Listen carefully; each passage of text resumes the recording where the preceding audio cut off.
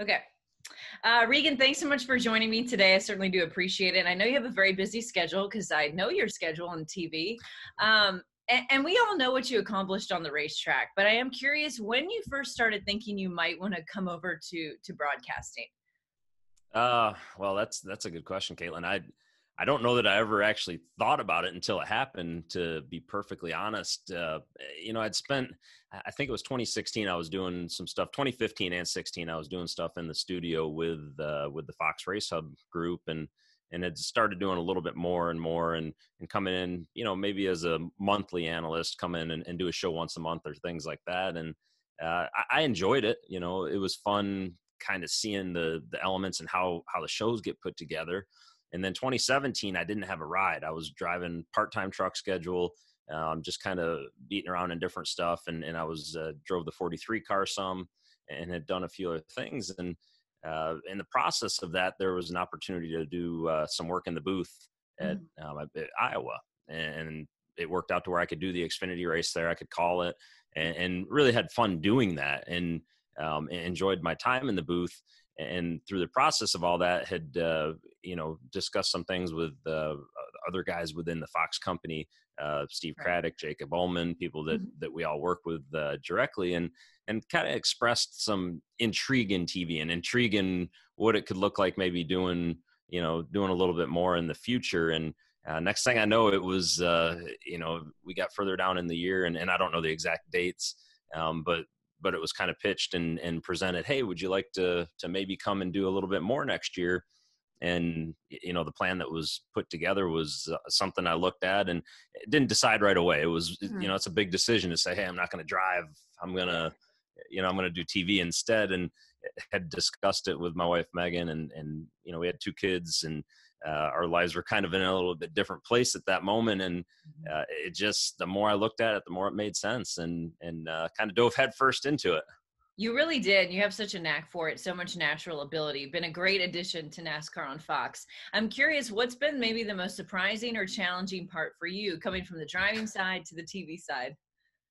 I think the most surprising to me has been the ability to get to know the drivers better. And I say that because when I raced against guys, I was one of those guys that always thought, why do I need to be friends with these guys? I had a couple buddies through the garage area, and would talk to guys, and you always have teammates and things like that. But I was never of the belief that I needed to be friends with all the guys through the garage area and know that much about them, because they were competitors. They were guys that wanted the same thing I wanted. They wanted to win a race, and I didn't ever want to think about, I got to fly home with this guy, or I got to do that with this guy on Tuesday or Wednesday or whatever it might be.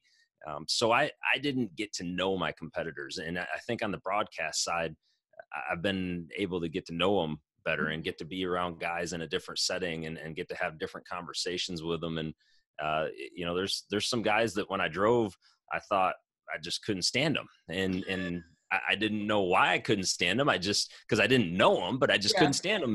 And I've gotten to know some of those guys since I have been driving. I'm like, man, these are some of the best people that I've ever met in my entire life. And, I think that's the part that I really have enjoyed the most about it. That kind of brings me to my next question, because you do have such a great rapport with the drivers, the competitors, the teams. You're very clued in on everything happening in the garage area. Do you feel like your driving experience, though, it just gives you sort of a leg up in terms of establishing those relationships and really honing in on them? I've got to imagine it does. Either I've got them buffaloed or something with the rapport. I don't really know how that's worked out, but I guess where I have an advantage is the fact that I've experienced a lot of what the drivers are experiencing. And maybe it's a question that you have to ask after a wreck, or maybe it's walking into a hauler and being comfortable sitting down with a crew chief. I've known a lot of these guys. I've worked with a lot of these guys, and even the younger ones that maybe I didn't know or didn't race against, or am just getting to know them. I think when you have that understanding that this person has done what you're doing, they've gone through what you're doing, it creates a little bit different level of respect from that standpoint. And sometimes maybe I get a free pass almost, if you want to call it that. I know some of the stuff that I was told to look out for when I started on TV and be cautious about, I haven't had to be cautious about it. And I haven't had to really, be considerate when I do walk up into a hauler, or when I do go grab a driver and need something, or if I text them directly, because I've got those relationships. Mm-hmm. On the flip side of that, did it give you kind of a new appreciation for the television business when you were on the other side of it? And you can see how tough it can be to interview drivers post race when they're upset, or, some of those more tricky situations. I figured out that I was a complete, I won't use the word because I'm not sure, if I can cuss on here or not, Caitlin, but I was not the best person to interview at different times throughout my career. And if I didn't want to talk, I would steer the interviewer wherever I wanted to go, which from the driver's standpoint, that's what you learn. That's fair. If you don't like the question, you steer it to the question that you actually want to answer and what you want to talk about. Totally. But with that said, I wish I would have known even a fraction when I was driving of what I know now. And I think all the drivers, the good part is the relationship with TV and the drivers continues to grow, and with the media in general, but TV in particular, since that's the side that yourself and me both get to see the most. As that relationship grows, I think it's a big deal for these young guys to understand what goes into putting an event on TV. After the first race I did, I was a big advocate for saying we need all the rookies to actually come out to the TV compound, watch a race and how it gets produced, how it gets put on air, how many people it takes to make this happen.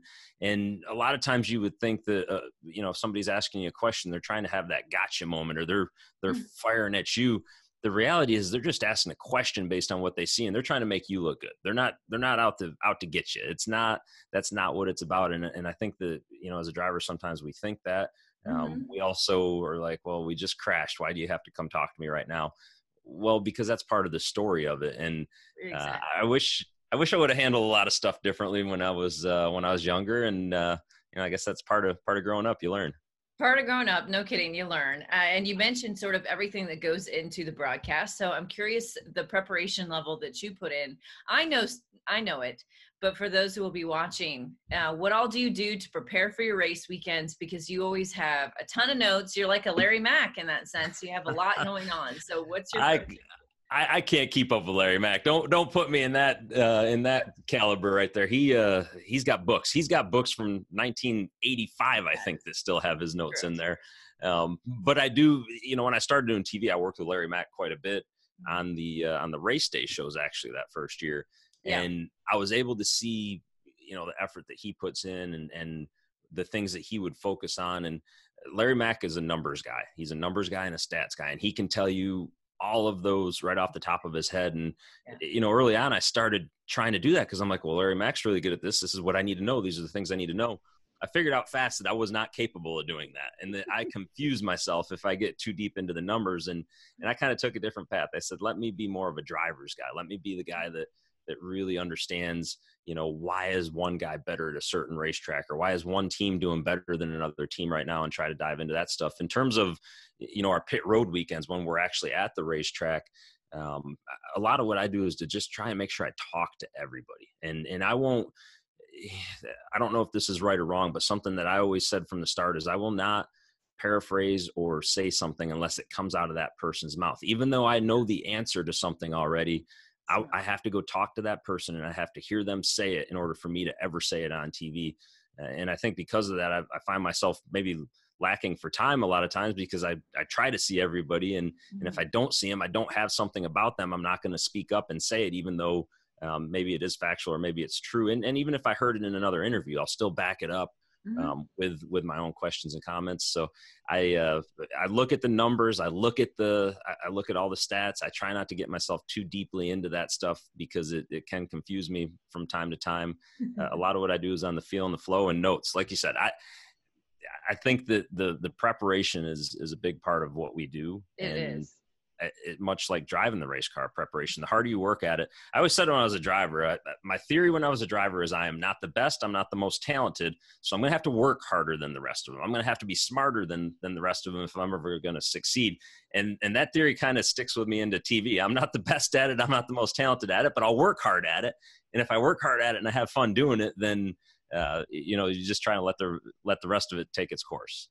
The legwork and hard work definitely shows, I believe. So great job with all that. I appreciate that. Thank you. Of course. And coming back from the pandemic, I want to talk about this a moment because you were the pit reporter on site at the racetrack, the Lone Ranger, if you will, for the first time. Manning the Cup Series pit road by yourself is incredibly challenging. It people may not realize what all that job entails. What was that moment like for you? Because you hit it out of the park, you nailed it. You never would have known you were the only person down there. But what was that experience like? Well, the good news is what you don't know, you don't know. And I didn't know it was supposed to be any different than that ultimately. The worst part of that whole Darlington race slash, that day was, number one, the unknowns. You get there super early. You don't know what to expect going in because we didn't know what the protocols were. We knew what they were on paper, but was it going to take us 2 hours to get into the facility? What was what was the screening process going to look like? Do we need to bring all our drinks and all our snacks because we knew that there weren't going to be coolers available? As you know, from being on pit road, if you're thirsty, you just dive into a cooler and grab something. Well, that luxury didn't exist. And it can, I don't think it was overly hot that day, but Darlington is always muggy and nasty. I think the toughest part for me was actually just being by myself in terms of in the workspace that we have. I didn't see any of our other TV people. Everything I did was on a Zoom meeting. Everything, I was sitting in, we got a little featherlight hauler that we can work out of in the garage area, as you know, and have been in many times. And there was nobody there. It was like isolation. I felt like, what's the movie? I Am Legend there with Will Smith. It was like there's a whole world outside of me, but I can't see it. I can't get to it. Right. In terms of the actual race itself and talking about things, we just had to simplify stuff. And that's where, we're fortunate that there's so many good people on the Fox side of things. You've got, Mike Joy, who I talked to a bunch throughout the course of the weekend. Our producer, Barry Landis, was given guidance on everything and how it was going to need to take place and how it was going to need to flow. And again, I think because I'm so new at this, it probably made it easier for me to adjust and adapt quickly. And once I noticed something that maybe, hey, this is way different, I was able to kind of relay that to the other Fox pit reporters who would all help me, yourself included. I mean, everybody within the team had helped me so much in learning and gaining the knowledge of how everything needed to take place and how it needed to work. And, you can pass that along, but it was just the isolation was a little bit weird. Once you started figuring out what you could do, it's like, okay, I know where I need to be on pit road. I know who I need to be listening to at this stage of the race. It was a little overwhelming to say, okay, there's 40 cars out here and we got to try and be able to talk about all of them. You kind of got to pick certain ones to highlight.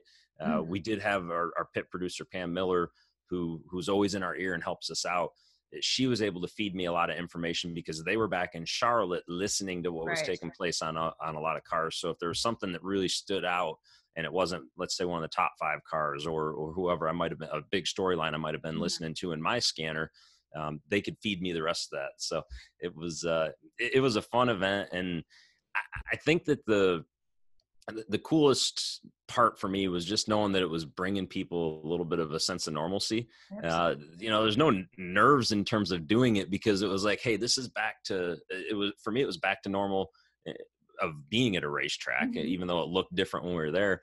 But for the people at home, you're thinking about it and you're like, we haven't had sports. I think at the time it had been 7 weeks, probably 8 weeks or whatever. I don't know the exact numbers.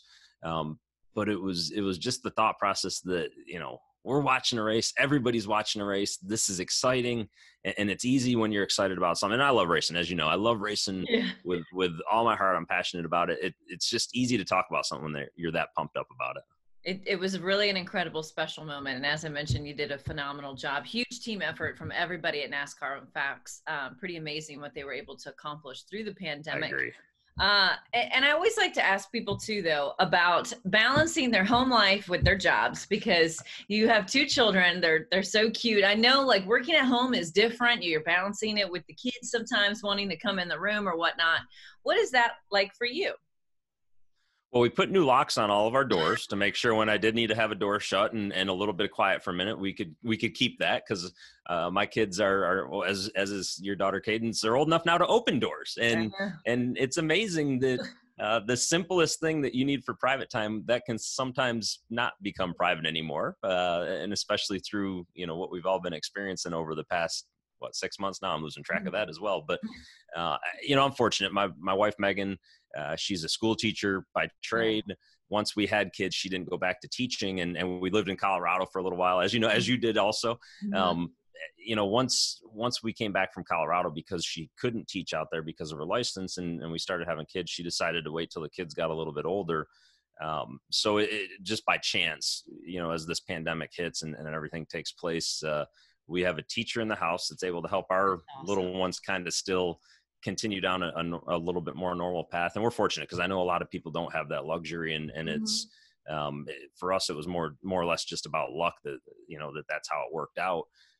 But outside of that, she's been wonderful at making sure that they're where they need to go most of the time. And, I think from my perspective, even before we had things change in March in terms of what our day-to-day lives looked like, for the near future, I'd always tried to cut out certain days that were just for the kids. And maybe it's me taking, my son Rhett to school, or Eliza to a dance class, or whatever it may be. At the time it was preschool, because they were both still in preschool. But we tried to balance that. And that was a big part of me wanting to do TV, is it actually opened up the schedule a little bit for me. And allowed me to have some of those luxuries on a Wednesday. If we don't have any shows, or if we're not on air, I know me and you, we're kind of like the Tuesday crew now. We got our Tuesday team put together. But on a Wednesday, I know that I can say, hey, I got to take care of this with the kids and do something like that with them. And, we got some pretty easygoing kids, so they've made it simple on us too. Do they like watching you on TV? Do they stop and watch when you come on? I don't think they care. I really don't. I'm like, hey guys, did you watch Dad's show last night?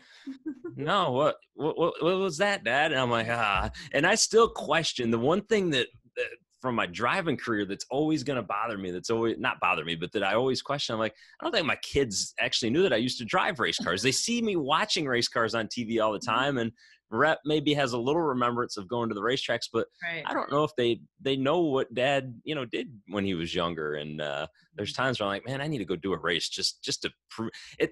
I've turned into my parents. You know how you say, like, you eventually turn into your parents, and you're like, back when I was your age, I'm already in that stage. I'm like, hey, back when I was your age, I was driving a go-kart, or I was doing this or that. And I guess that's a sign I'm getting old finally.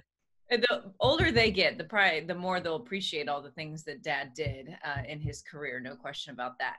Regan, thank you so much. I appreciate your time. I love working with you. As I said, you're such a great teammate at NASCAR on Fox. So it's cool to hear your story and kind of how that transition went for you from inside the car to on pit road.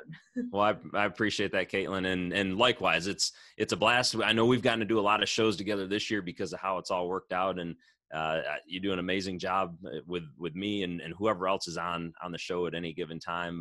We have a lot of fun too, which has been the best part about all of it. And I was just thinking, as we were doing this, you were actually on pit road the first race that I did, I think, at Iowa. And we did the practice session together. And I got to tell one quick story before we get done here. So we're getting ready to go on air, and you had showed me everything. You're like, yeah, and here's the belt, and you click to this button, and you do to this, that button, yada, yada, yada. And we all went off our own separate ways. And I'm like, oh, that's good, because had you not showed me any of that stuff, they'd have come to me, and I wouldn't have known that I got to push a button, or I got to do something like this to talk, or anything like that. Oh, no. And as we walked away from the company's called BSCI, I think, where we get all of our gear from, as we're walking away from there, I've got like these people following me, and I'm like, why are these people following me? It was the camera guy and the audio guy and everybody else that was with it. I'm like, wait, so they're with me all the time. I was like a fish out of water. I had no clue what was going on. So you helped me a bunch that day. Oh, good. Well, I'm glad to hear that. And you have just taken the role and run with it. So kudos to you for that. And again, I appreciate your time so much. I look forward to our next show, which is actually this week. So thank you. It'll be a fun one. Thanks, Caitlin. Thanks.